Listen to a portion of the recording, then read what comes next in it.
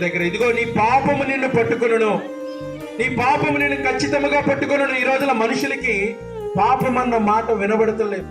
పొరపాటులు, చిన్న చిన్న పొరపాటులు, తప్పిదములు, ఏదో పొరపాటు అని అంటున్నారు. కానీ పాపము అన్నది దేవుడి గుణానికి వ్యతిరేకంగా చేసినటువంటి పని.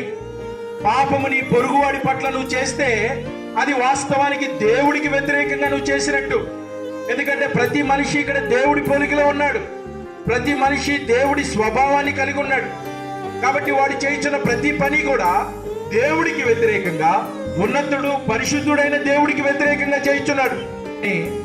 మనుషులు కొట్టుకుంటే మీరు కొట్టుకొని చావండి అని వదిలేసేటువంటి దేవుడు కాదు ఈయన. చూడండి, ఎందుకనంటే మనిషిని కొట్టినప్పుడు వాడు వాస్తవానికి మనిషిని కొడుతున్నాడు అనుకుంటున్నాడు.